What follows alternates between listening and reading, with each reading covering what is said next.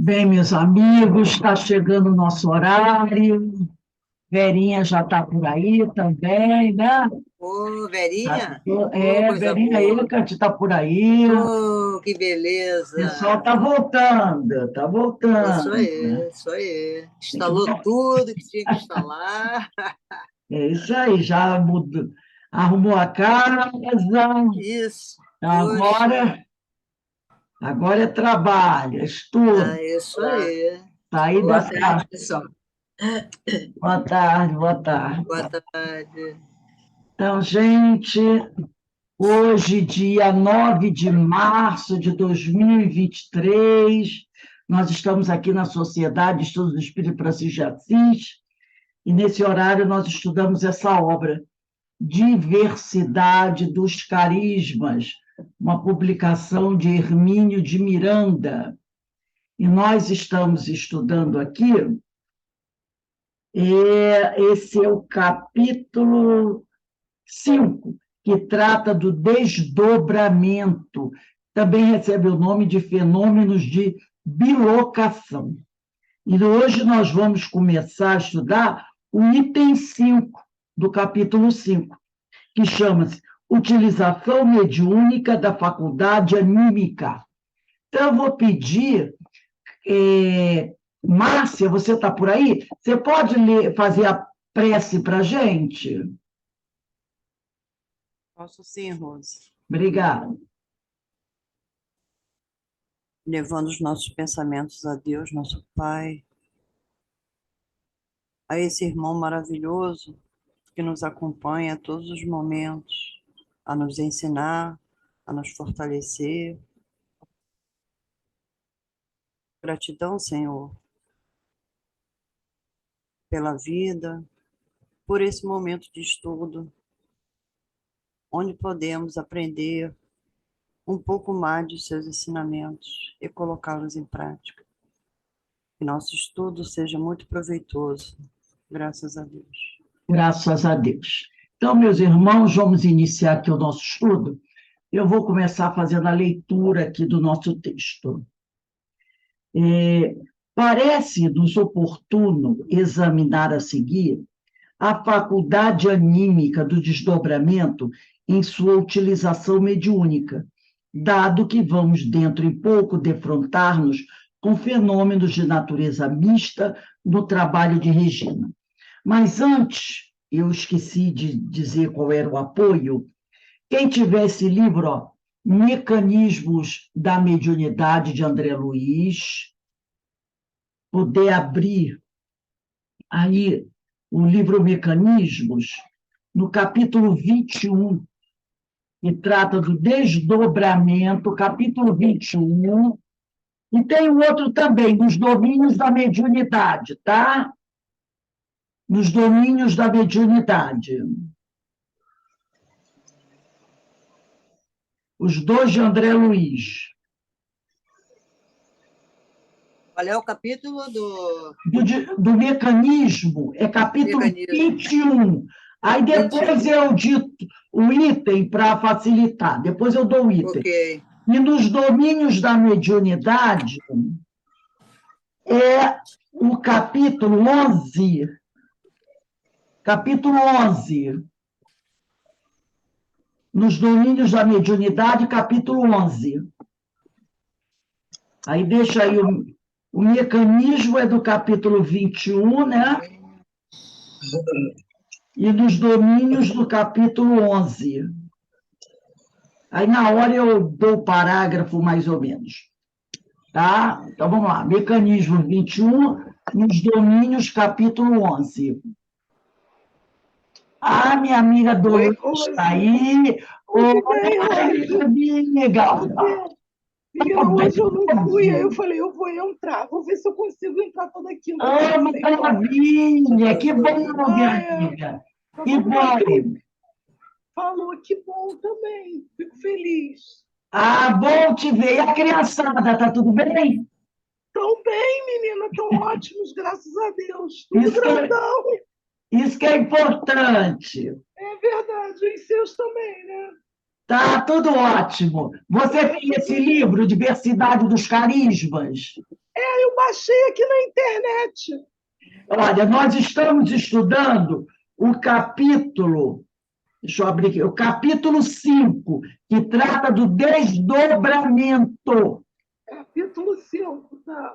No capítulo 5, você procura o item 5, que se chama Utilização Mediúnica da Faculdade Anímica.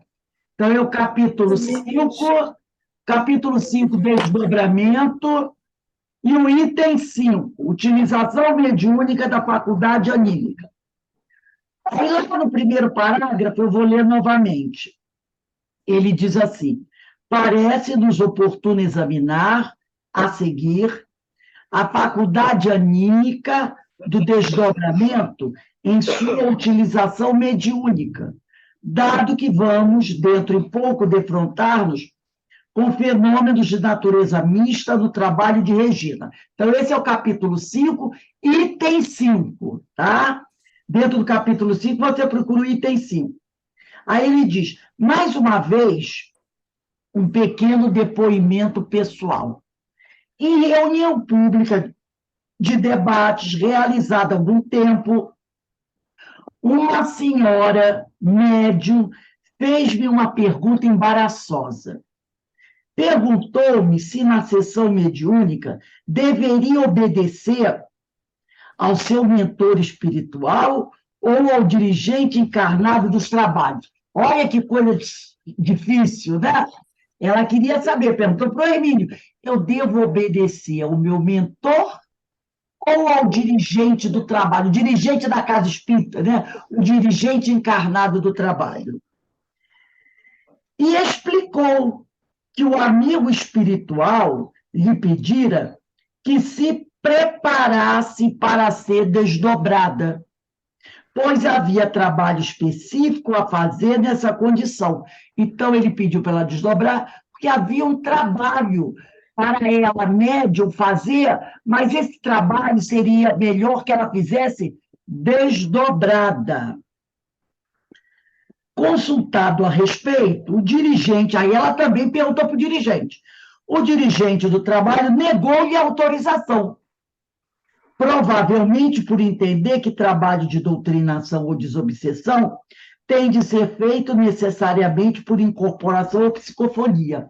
Então, o dirigente disse que não, que ela não poderia fazer o trabalho de desdobrada, que o trabalho de doutrinação ela tem que fazer ou por incorporação, o espírito, né? Incorporando a forma que a gente fala, dando passividade, através ou de psicofonia. E aí ela ficou numa complicado, né?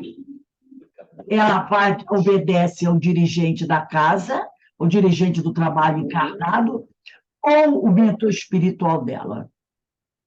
Ali o Hermínio diz assim, dei uma resposta sumária, dizendo-lhe que ele, Hermínio, não via inconveniente em que o trabalho mediúnico fosse conjugado com o de desdobramento, mesmo porque a teoria e a prática da psicofonia nos ensinam que o espírito do médium é habitualmente desdobrado para facilitar a manifestação do espírito visitante.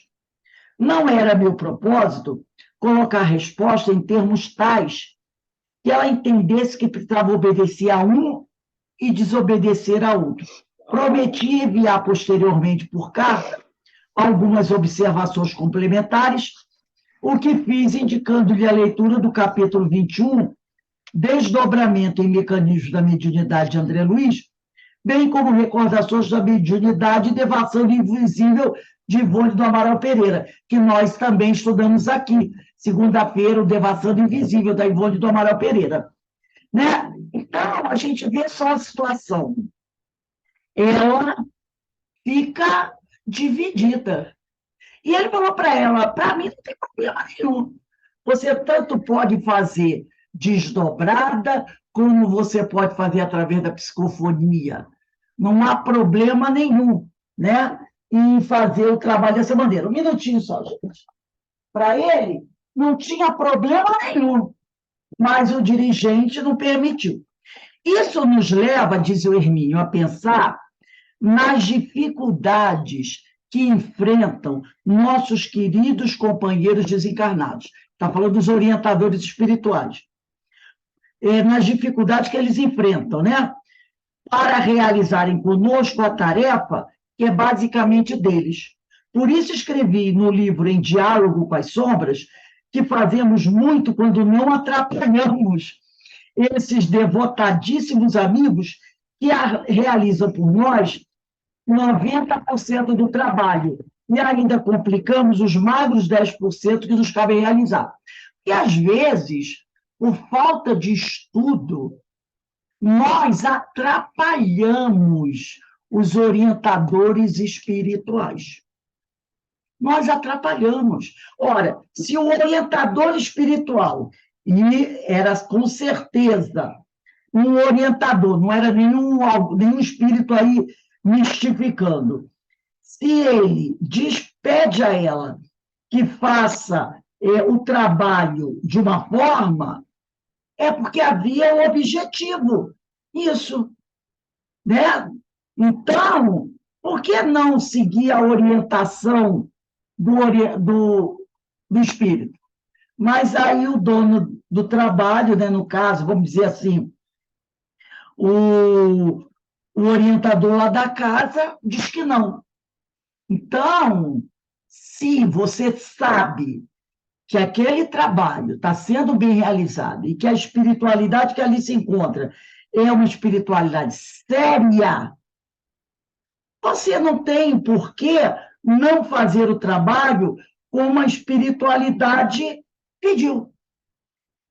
No caso ali, a espiritualidade pediu que o trabalho fosse desdobrado. Mas ela, talvez por insegurança, foi falar com o dirigente do trabalho e ele negou, né? Então, ele está falando aqui, o Hermínio, do problema que nós temos quando nós, por falta de conhecimento, acabamos atrapalhando o trabalho da espiritualidade. Aí ele diz aqui, é certo que as atividades mediúnicas devem ser disciplinadas no grupo, e é indispensável que alguém encarnado se responsabilize pelo bom andamento deles. Mas por que, meu Deus, olha aqui, não se estuda um pouco mais a doutrina espírita em geral? Ele deu um puxão de orelha aqui. Mas por que não se estuda mais um pouco a doutrina espírita em geral e a mediunidade em particular, a fim de não criar obstruções ao trabalho dos companheiros desencarnados? Aqui ele vai trazer um trecho do livro Mecanismos da Mediunidade. Mas eu vou ler um pouquinho mais do que ele citou aqui. Então, quem tiver com o livro Mecanismos da Mediunidade aí, eu pedi para abrir no capítulo 21, não foi? Procura o título, porque o capítulo, o livro Mecanismo, tem outros subtítulos. Nesse capítulo 21, procura o título que tem o seguinte nome: Desdobramento e Mediunidade. É só procurar esse subtítulo. É o quinto subtítulo: Desdobramento e Mediunidade. Está no livro Mecanismos da Mediunidade, do André Luiz, capítulo 21, Desdobramento e Mediunidade. O segundo parágrafo é o que está aqui no livro do Diversidade dos Carismas. Eu vou ler o segundo e depois vou ler o quarto parágrafo. Então, o segundo parágrafo, quem quiser pode ler no próprio livro do Hermínio. Ele diz assim: é imperioso notar, porém, que considerável número de pessoas, são palavras de André Luiz, principalmente as que se adestraram para esse fim, efetuam incursão nos planos do espírito, transformando-se muitas vezes em preciosos instrumentos dos benfeitores da espiritualidade, como oficiais de ligação entre a esfera física e a esfera extrafísica, tá? Então, ele está falando que esse médium, muitas vezes o médium encarnado, ele se desdobra e ele, no plano espiritual, ele trabalha, tá, como um instrumento dos benfeitores da espiritualidade, como aquele, vamos dizer assim, ele é um intermediário efetivo entre os desencarnados e o encarnado. Porque quando ele está trabalhando na mesa mediúnica, ele não traz a comunicação dos espíritos para nós encarnados. Então, aqueles que são médiuns, muito bem preparados, tá? Esses, quando o desdobramento do sono, ou quando estão no trabalho mediúnico, eles efetuam incursões. Incursões quer dizer, viagens, passeios, né? Vamos dizer assim, sem a trabalho, né? Nos planos do espírito, do plano espiritual, e transformam-se, muitas vezes, em preciosos instrumentos dos benfeitores da espiritualidade, como oficiais de ligação entre a esfera física e a esfera extrafísica, que é o plano espiritual. Então, esse médium que estuda, que está se esforçando para se melhorar, ele passa a ser um elemento efetivo dessa ligação entre os dois mundos. Tá bom?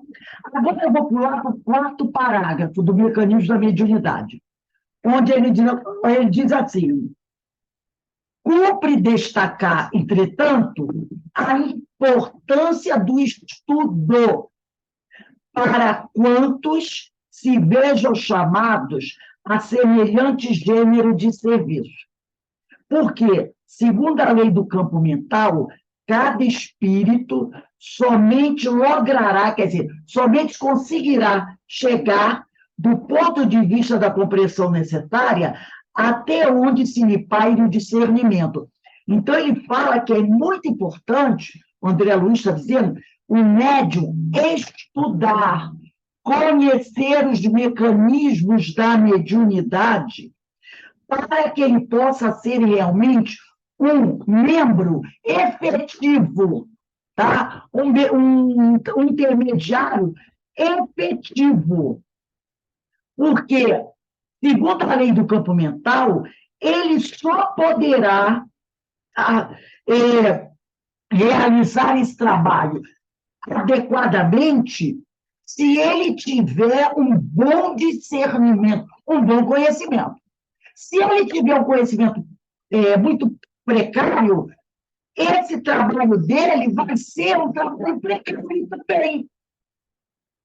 Então, se você quer ser um trabalhador realmente eficiente nesse intercâmbio, você tem que estudar a mediunidade, você tem que estudar como ocorre esse desdobramento. Então, você tem que conhecer isso muito bem. Senão, você, ao invés de ajudar, vai acabar atrapalhando. Né? Atrapalhando. Vamos voltar ao texto do Hermínio de Miranda, agora, no livro Diversidade dos Carismas. Ele diz assim: em outra obra de André Luiz, nos domínios da mediunidade, capítulo 11, eu vou pedir para vocês pegarem aí, o assunto é tratado de maneira mais específica e extensa. O médium é magnetizado, desdobrado, tem seu perispírito desembaraçado de eflúvios vitais necessários ao equilíbrio do binômio corpo-alma e que foram restituídos ao corpo e, após outros cuidados, é incumbido de uma tarefa mediúnica.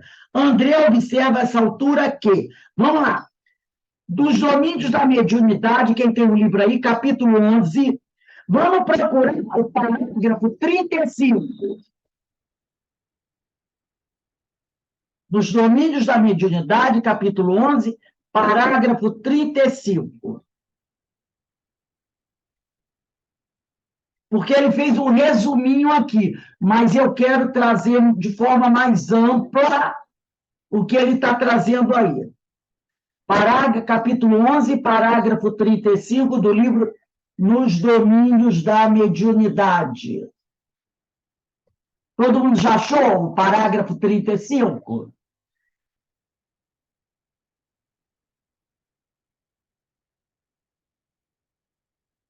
essa obra aqui maravilhosa de André Luiz, Os Domínios da Mediunidade, capítulo 11, parágrafo 35.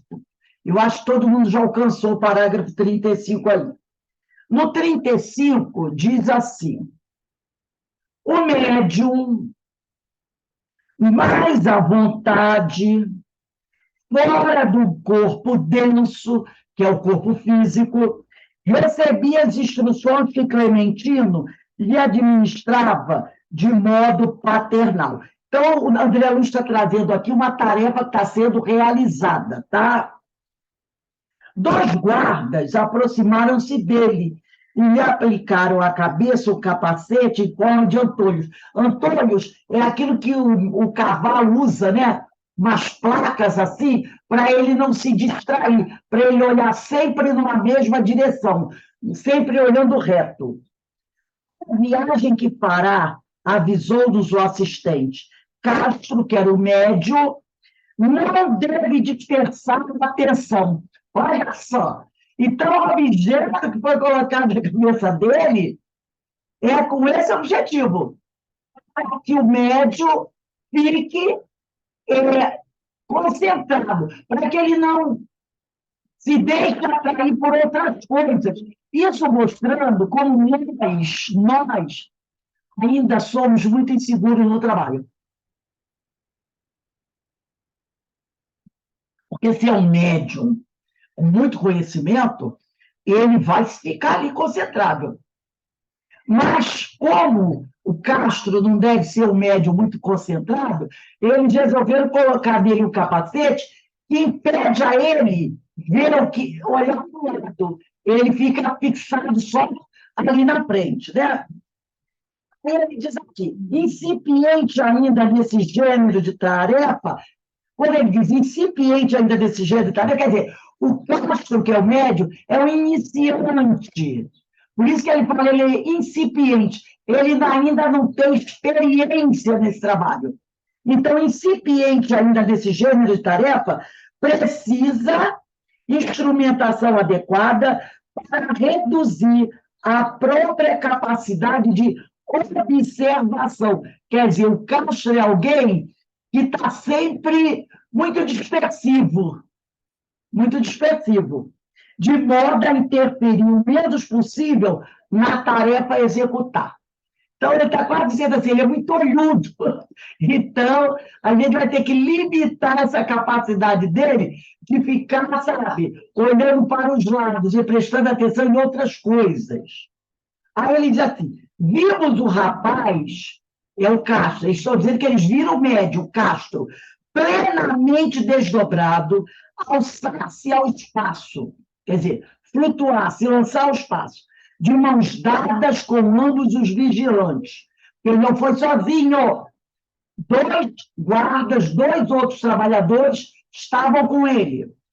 O trio volitou, quer dizer, locomoveram-se pelo ar, em sentido oblíquo, sob nossa confiante expectação. E André Luiz e os outros estavam só observando.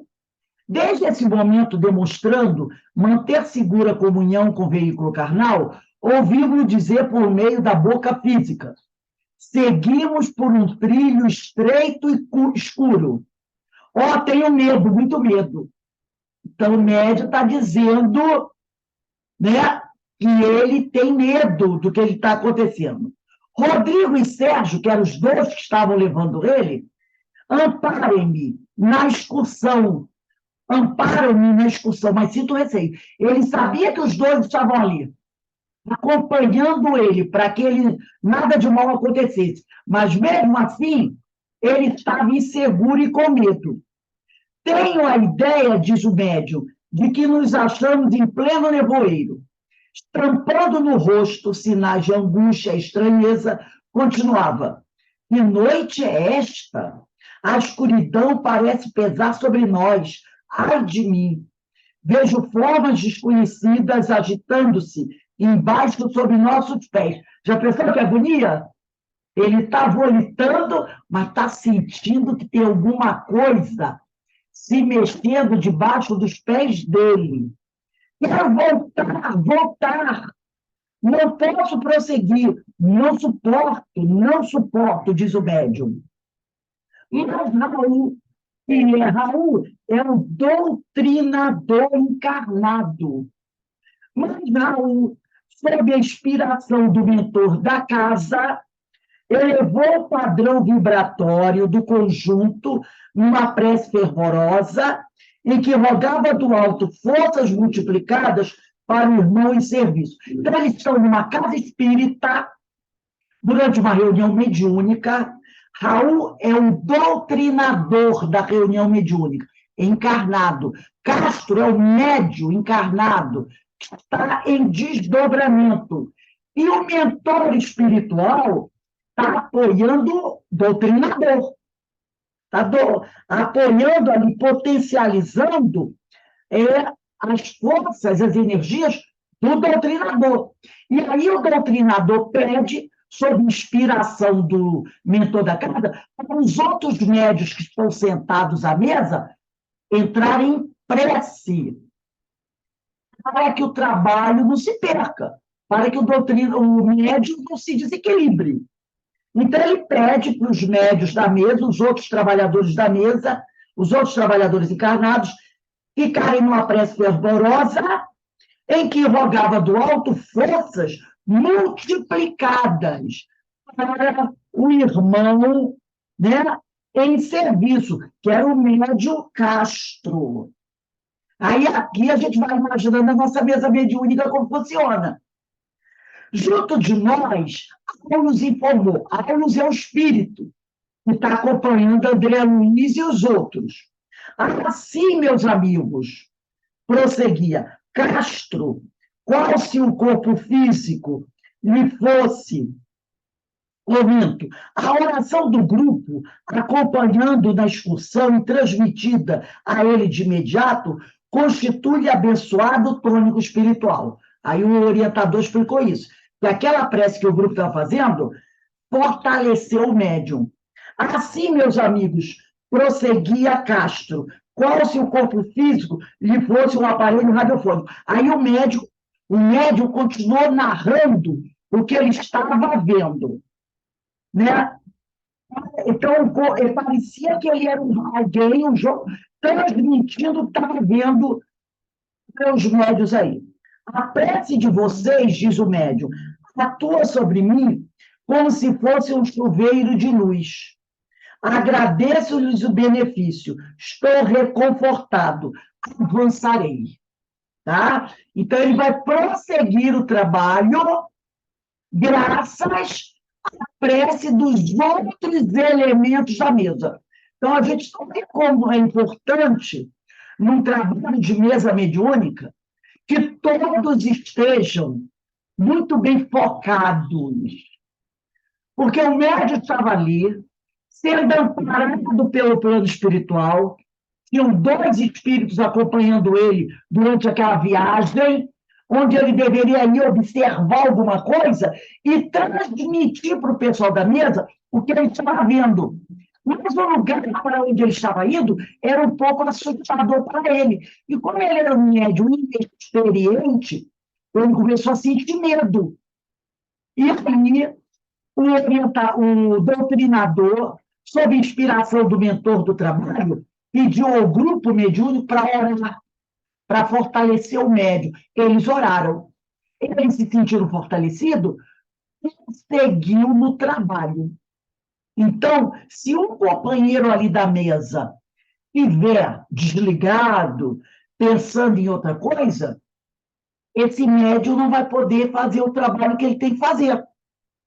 Daí, por isso que Kardec fala que o grupo tem que se manter como um feixe, né? Um feixe de feno, bem juntinho, amarradinho, né? Quanto mais unido, mais forte. Se você afrouxar o laço, acabou. Então, quando nós estamos trabalhando uma mesa mediúnica, a gente tem que estar muito bem preparado para auxiliar aquele que está ali trabalhando. Isso é muito importante. Vamos voltar aqui ao livro do Hermínio de Miranda. Aí ele diz assim, no livro Evolução em Dois Mundos, capítulo 17, que tem por título Mediunidade e Corpo Espiritual.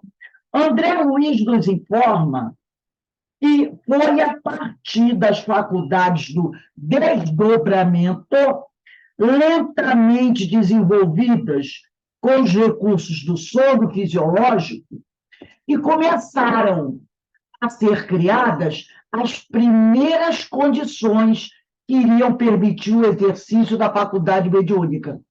Então, foi a partir daí, né, com esses desdobramentos, através do sono, que começaram a fazer esse trabalho. Quem quiser anotar aí no seu livro, que ele vai trazer aqui um trecho do livro Evolução em Dois Mundos. Quem quiser pode botar aí, ó, capítulo, em cima desse trechinho, capítulo 17, terceiro parágrafo, tá? É no item Mediunidade Espontânea, Evolução em Dois Mundos, capítulo 17. Aí no capítulo 17 tem vários itens. Um dos itens é o Mediunidade Espontânea. No Mediunidade Espontânea, terceiro parágrafo. Ele diz assim: consolidadas semelhantes relações com o plano espiritual, por intermédio da hipnose comum, começaram na Terra os movimentos da mediunidade espontânea, porquanto os encarnados que demonstrassem capacidades mediúnicas mais evidentes, pela comunhão menos estreita entre as células do corpo físico e do corpo espiritual, em certas regiões do corpo somático, passaram das observações durante o sono às observações da vigília, a princípio fragmentárias, acentuadas com o tempo, conforme os graus de cultura que fossem expostos. Então, ele vai explicar aqui, tá, que existe uma comunhão menos estreita, quer dizer, menos forte, entre as células do corpo e do corpo espiritual em certas regiões do nosso corpo físico, tá? E ele vai agora que ele explicar melhor esse trecho que ele tirou do livro Evolução em Dois Mundos. Vamos prestar atenção aqui, e o que nós vamos ler aqui é muito importante, e é uma explicação desse trecho que ele trouxe do livro Evolução em Dois Mundos. Ele diz assim: os destaques são meus, com a finalidade de acentuar que foram abrindo os espíritos possibilidades ao exercício das primeiras faculdades mediúnicas, aqueles encarnados que melhor conseguissem se desvencilhar do domínio das células em certas regiões do corpo físico, que também cuidassem de ampliar o aprendizado. Então, ele está querendo dizer o seguinte, que os médiuns encarnados, tá, que melhor conseguissem se libertar do domínio de certas células do nosso corpo físico, esses conseguiram, com mais facilidade, exercer essas primeiras faculdades mediúnicas. Aquele médium que começou, que conseguiu aprender como fazer de forma mais fácil esse desligamento do corpo físico. Então, que isso foi um aprendizado. Foi um aprendizado lento, porque é um trabalho nosso ir se desligando do corpo físico. Aqueles que foram um exercício, né, conseguindo fazer esse desligamento do corpo físico com mais facilidade, esses médiuns, né, foram, através desse exercício, desenvolvendo as primeiras faculdades mediúnicas. Aí ele continua aqui. Aproveito a oportunidade para reiterar o que ficou dito em outro ponto desse livro. Não há fenômeno mediúnico puro. tá? Puro. Pois o fenômeno mediúnico depende da cooperação prévia e simultânea do fenômeno anímico, desdobramento e outros. Então, nós não podemos conseguir, aqui, entre nós encarnados, um fenômeno mediúnico puro. Por quê? Porque o médium sempre vai interferir nesse fenômeno. E quando o médium interfere, está presente o fenômeno anímico, e vem de ânima. Então, ele vai dizer aqui, e isso é óbvio, pois o médium é um espírito encarnado, ou melhor, uma alma, que ele chama de ânima, e por si mesmo produz fenômenos anímicos. Nós, médiuns, produzimos fenômenos anímicos. Um fenômeno anímico, desdobramento. Quando eu deixo o meu corpo físico na cama e saio por aí volitando, isso não é um fenômeno espiritual, porque eu estou encarnada. Isso é um fenômeno anímico. Se eu tivesse desencarnada no plano espiritual e resolvesse viajar, era um fenômeno espiritual. Porque eu não tinha corpo físico. Mas se eu tenho um corpo físico, se eu deixo o meu corpo físico na cama e vou visitar vocês, vou visitar o plano espiritual, é fenômeno anímico, porque eu estou ligada através daquele cordão no meu corpo. O meu espírito com o meu perispírito está voltando, mas ele está ligado ao corpo físico pelo que o pessoal chama de cordão de prata. Entendeu? E é assim que a gente é identificado no plano espiritual, quando os espíritos desencarnados olham para nós, passeando lá durante o sono, eles dizem assim, ela está encarnada. Como é que eles sabem? Porque eles veem o corpo, o cordão ligado ao meu corpo na Terra. Então, isso é fenômeno anímico, porque eu ainda tenho um corpo físico, mesmo que eu esteja desdobrada. Então, quando você, muitas vezes, vai dar uma comunicação mediúnica na casa, você está na mesa mediúnica, você se desdobra um pouco para o espírito se aproximar de você e dar mensagem. Você dá uma prestada, né? Para ele poder dar mensagem. Quando você desdobra um pouco para o espírito dar mensagem, você está fazendo fenômeno anímico. Então, não tem fenômeno mediúnico puro. Porque o encarnado está ali, vigiando. Não é assim que a gente tem que ficar? Vigiando o espírito que está dando comunicação, para ele não falar besteira. Se ele fala besteira, é que eu faço. Eu digo para ele, você não vai falar isso. Tanto é que tem espírito que diz, ele ou ela não está deixando falar o que eu quero. Porque você controla a comunicação. Você não deixa ele levantar e dar um soco na cara do doutrinador. Você não deixa ele dar um soco na mesa. Então, você está interferindo na comunicação, para que não vire bagunça. Então, não tem fenômeno mediúnico puro.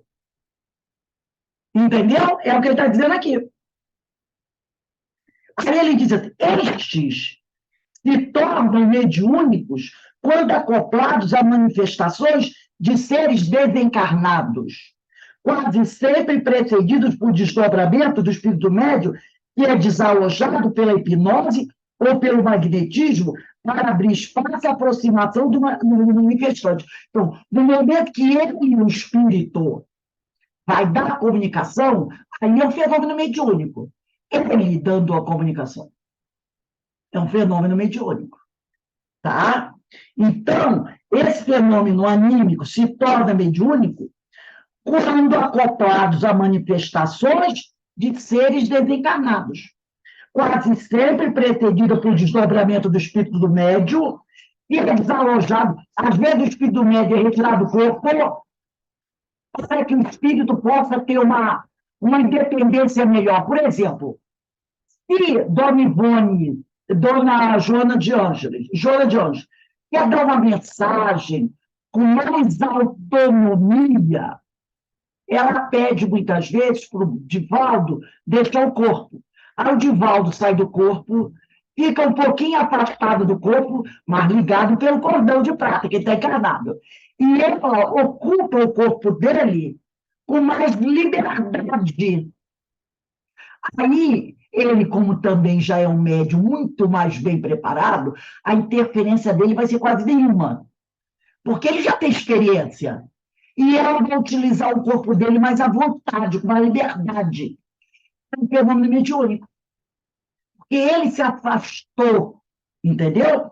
Então, ela diz assim, ó, ele diz assim, ó, o desdobramento do espírito do médium, e é desalojado pela hipnose ou pelo magnetismo do corpo para abrir espaço à aproximação do manifestante. A insistência sobre esse ponto é deliberada. Então, ele está falando aqui, eu estou insistindo sobre esse assunto de forma deliberada, porque se nota generalizada dificuldade em compreender e aceitar o fenômeno anímico em conjugação com o exercício da mediunidade. Ele está dizendo que ele insiste em se falar sempre nisso, vira e mexe, ele volta nesse assunto, porque ainda tem muita gente com dificuldade de compreender e aceitar o fenômeno anímico em conjugação com o exercício da mediunidade. Como se animismo fosse sinônimo de fraude ou mistificação. Então, tem gente na casa espírita, em algumas casas espíritas, que quando ouve falar em fenômeno anímico, pensa logo em mistificação. Mas ele está dizendo que não. E nesse fenômeno da incorporação na casa espírita, o fenômeno anímico se mistura com o fenômeno mediúnico. E não existe um fenômeno mediúnico totalmente puro. Aí ele continua aqui. Quando é o patamar sobre o qual a mediunidade se assenta para poder funcionar? Então, ele está dizendo o seguinte, não é fraude, porque a mediunidade, para poder funcionar, ela precisa de fenômeno químico. Porque o que é a mediunidade? Não é você se utilizar de um médium encarnado, os espíritos, para se comunicarem, não precisam do médium encarnado? Então, para que a mediunidade aconteça, efetivamente, precisa um fenômeno anímico que tem que fazer tudo isso. Porque o intermediário é encarnado. Entendeu? E ele vai dizer aqui, por isso, tanto insistem os espíritos em declarar que os textos ou falas que transmitem costumam assumir certo colorido próprio à personalidade do médium.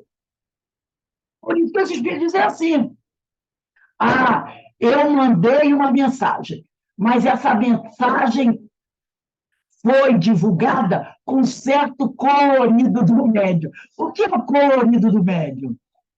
Coisinha que o médium botou aí na comunicação. Entendeu? Quando o médium recebe uma mensagem da espiritualidade, dificilmente, a não ser assim, era um Chico Xavier, uma Dona Ivone Pereira, um Divaldo, não fala isso. Dificilmente a mensagem que o médium recebe do plano espiritual, ele vai conseguir transmitir exatamente igual como o Espírito falou.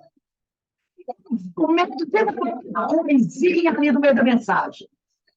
Por quê? Por causa do efeito anímico. Então, o médium vai sempre interferir na comunicação. E, sabendo disso, os espíritos dizem isso, né? Que a mensagem vai ter sempre um colorido próprio à personalidade do médium. Aí ele continua aqui. Isso se pode observar com toda nitidez quando o mesmo espírito atua através de médiuns diferentes. O bom médium é o que consegue o mínimo de interferência pessoal. Esse é o bom médium. Daquilo que flui através da sua instrumentação. Tem médium que consegue mudar a comunicação inteira. Tem médium que, por falta do estudo, né, da experiência, adultera a mensagem toda. Já tem médios que mandam uma mensagem quase que perfeita, como saiu da mente do espírito. Mas sempre o médium vai interferir em alguma coisa. Aí ele diz aqui, mas que o fenômeno tem um componente anímico, não há como deixar de reconhecer, pois é da sua própria essência. Se a mensagem passa pela mente do médium, automaticamente ela vai ser, entre aspas, contaminada pelo pensamento do médium e vai, de alguma forma, interferir. Aí continua Hermínio. A mediunidade é uma faculdade pessoal, individual, intransferível e guarda as características típicas de cada personalidade. Com a impressão digital, o timbre da voz ou o tipo grafológico. Então, cada um tem a sua mediunidade de uma forma. Podemos ter 2, 3 médios psicofônicos, mas cada um vai expressar a sua mediunidade com características diferentes, porque nós somos individualidades, tá? Cada um num grau evolutivo diferente do outro. Aí ele diz aqui, o médium que se anulasse completamente seria um mero robô ou estaria para o manifestante como a máquina de escrever está para o escritor e o piano para o pianista. Aquele médium que dissesse assim, vou ficar como uma estátua, não vou interferir em nada, também não teria o seu valor. Entendeu? Também não teria o seu valor. Ele seria como a máquina de escrever. O que se quer é a máquina bem ajustada e lubrificada. É um piano de boa qualidade e afinado. A máquina vai, contudo, reproduzir o texto segundo os tipos de que foi dotada, enquanto o piano tem sua tonalidade própria, com um timbre que não pode mudar. O mais fica por conta da competência do escritor ou do artista. Então, o espírito manda mensagem. Se o médium está muito bem preparado e ele recebe a mensagem, ele pode interferir sem alterar o conteúdo. Entendeu? Vamos dizer, por exemplo, vou citar um exemplo bobo aqui. O espírito dissesse assim, meus amigos, vocês não devem olvidar de toda noite antes de dormir fazer as suas orações. Aí o médium, ele pode pensar assim, tem uma palavrinha aí no meio do texto que talvez o povo não entenda. E o espírito disse assim, meus amigos, vocês não devem olvidar de fazer suas orações toda noite antes de dormir. Aí o médium diz assim, eu não vou escrever a palavra olvidar. Isso aí é com a rapidez de um relâmpago, tá, gente? Que a mente trabalha. Eu vou botar assim, meus amigos, vocês não devem esquecer, porque esquecer é sinônimo de olvidar. Ele não bota olvidar, porque talvez ache que se ele botar olvidar, alguém não vai entender o que é olvidar. Então ele bota lá, meus amigos, vocês não devem esquecer de todas as noites antes de dormir, fazer as suas preces. Ou então assim, vocês não devem esquecer de rezar, dependendo do público. Ele não vai dizer nem de fazer suas orações, nem fazer suas preces. Ele vai dizer assim, meus amigos, antes de dormir, vocês não devem esquecer de rezar. Então, ele pegou aquela frase que estava bonita e simplificou e deu a mensagem. Ele alterou a mensagem? Não. Não, ele não alterou. Mas ele tornou a mensagem mais simples para o público, para quem vai receber aquilo. Então, é o que ele está dizendo aqui. O que se quer é a máquina bem ajustada e lubrificada. Ele possa até simplificar o texto, sem alterar o conteúdo. Entendeu? E ele estará participando e ajudando. E ajudando o espírito. E, às vezes, o espírito é um espírito que tem um grau de conhecimento muito alto, né? E o espírito, naturalmente, ao falar, usa um português, um vocabulário bem caprichado, vamos dizer assim. Por exemplo, os textos de Joana de Ângeles são fáceis de ser compreendidos? Eu não acho. Eu acho complicado. Talvez uma pessoa que não tenha, assim, muita instrução, tenha dificuldade de entender certos textos. Aí, o orientador, quem está coordenando o curso, dá aquela facilitada, né? Traduz, né? Explica o texto. Esse coordenador do curso que vai simplificar o texto para os alunos do curso entenderem, é como esse médium. Então, quando o espírito tem um vocabulário mais complicado, assim, do ponto de vista intelectual, mais difícil de ser compreendido, um médium muito bem preparado, ele pode simplificar a mensagem e não dar dor de cabeça para o espírito, porque para o espírito, talvez, fosse até, vamos dizer assim, que complicado ter que diminuir, mudar a sua forma de falar, entendeu? Ficar simplificando. Um médium bem preparado é tipo assim, ele fala do jeito que ele é, e o médium que tem o trabalho de simplificar a mensagem. Tipo assim, ó, agora você se vira aí com o público. Você simplifica, traduz, usa os sinônimos, não muda o conteúdo. Mas você pode facilitar o texto para as pessoas. Então, ele está dizendo aqui, o tema, né? É tanto que ele falou aqui, o mais fica por conta da competência do escritor ou do artista. O tema ainda voltará ao nosso debate. Ele está dizendo que ele vai voltar a falar mais tarde sobre isso aqui novamente. Então, se o Hermínio está insistindo nisso, é porque ele sabe que há muita dificuldade ainda entre os médios para compreenderem esse tema. E ele está certo, ele está certo. Porque ele, nos capítulos futuros, ele vai falar sobre aquilo que nós estudamos no livro dos médios, se eu não me engano, da questão 255, como é que se dá a escrita dos espíritos. Lembra que eles pegam o vocabulário da mente, colocam. Ele vai trabalhar isso também, porque são temas muito difíceis para todos nós compreendermos.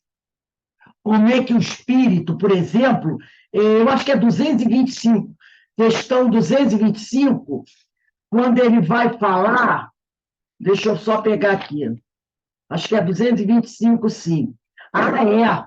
Quando ele vai falar sobre sobre o que está lá no livro dos médiuns, questão 225, parágrafo 13, ele diz assim, ó, conforme assim dissemos, os espíritos não precisam vestir seus pensamentos. Eles os percebem e transmitem reciprocamente, pelo só fato dos pensamentos existirem neles. Esse item aqui, 225, ele é dividido em primeiro parágrafo, segundo, terceiro, quarto. Esse pedaço, eu li um pedacinho desse terceiro. Ele é difícil. Ele é um item difícil. Então,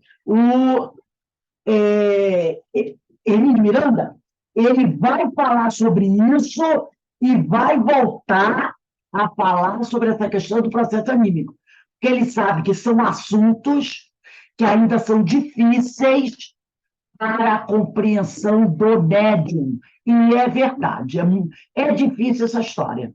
Então, aqui, o tema ainda voltará ao nosso debate quando estudarmos, nesse mesmo livro, Diversidade dos Carismas, o problema específico da conversão do pensamento do manifestante, quer dizer, do médium, em símbolos, palavras, escrita ou falada. Como é que se processa isso?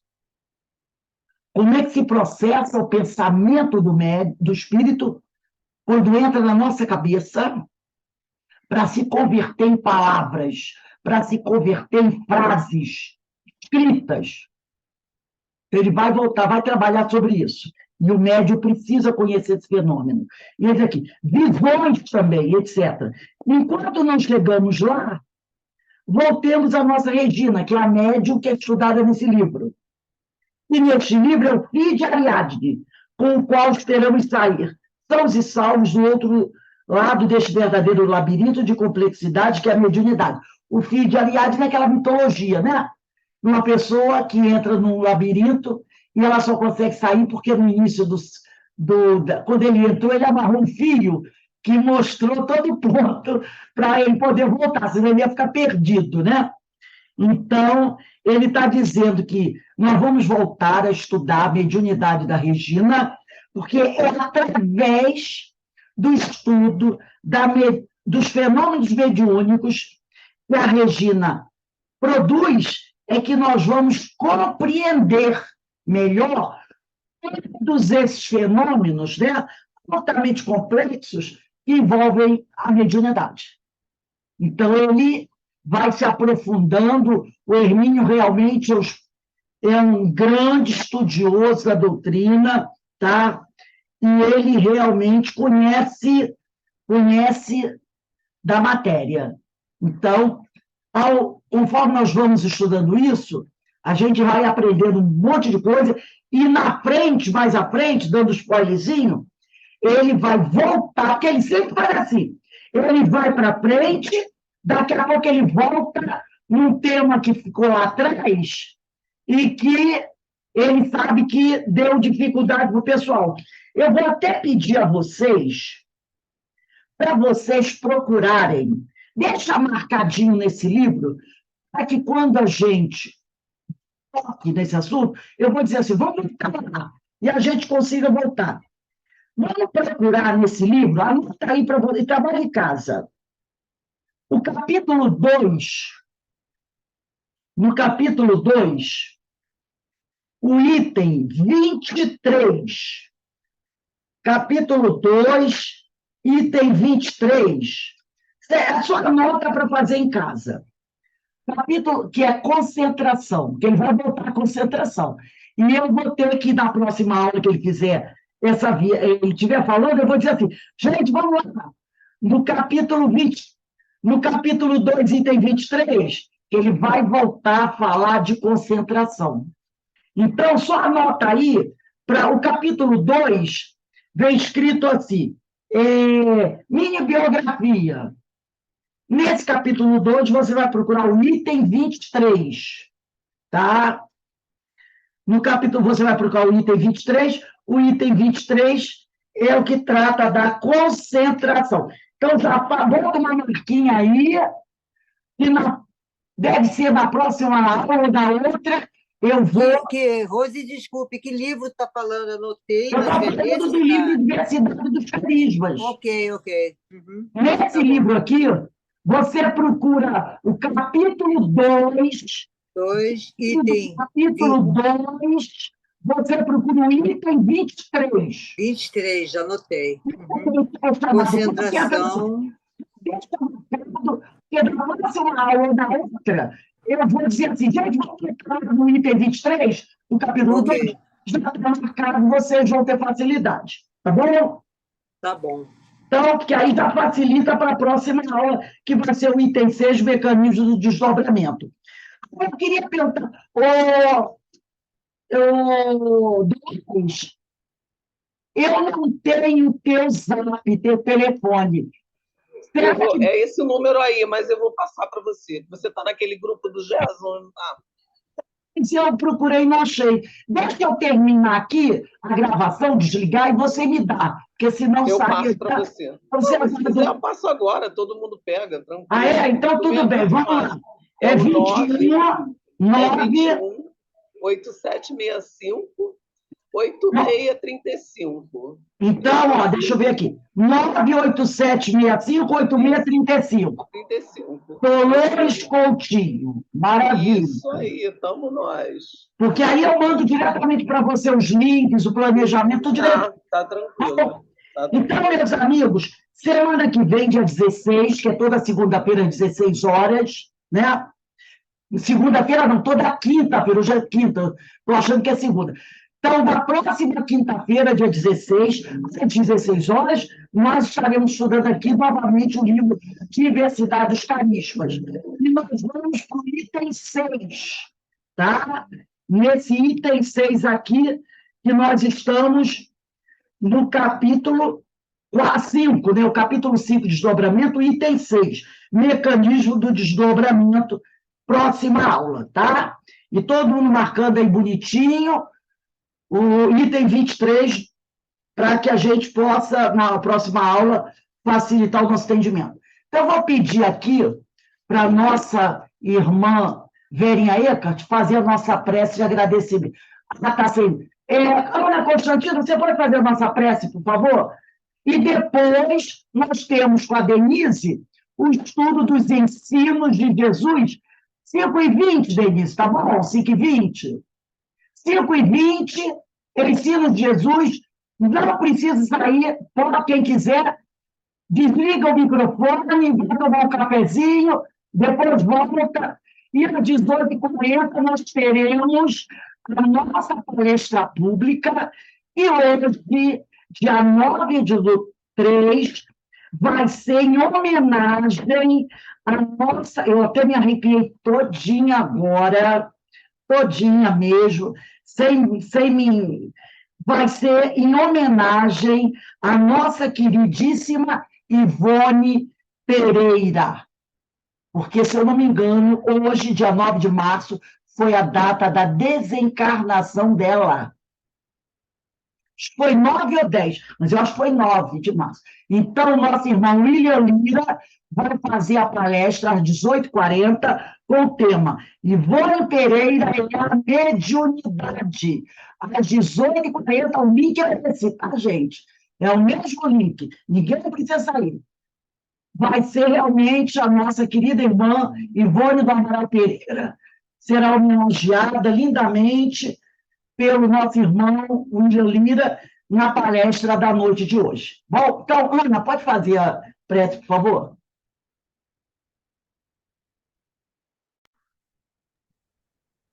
Vamos levar um pensamento ao Pai, ao Mestre Jesus, à espiritualidade amiga da casa de Francisco de Assis, e agradecer esse momento de estudo, de reflexão da nossa irmã Ivone e todos os espíritos que nos traz as lições de hoje.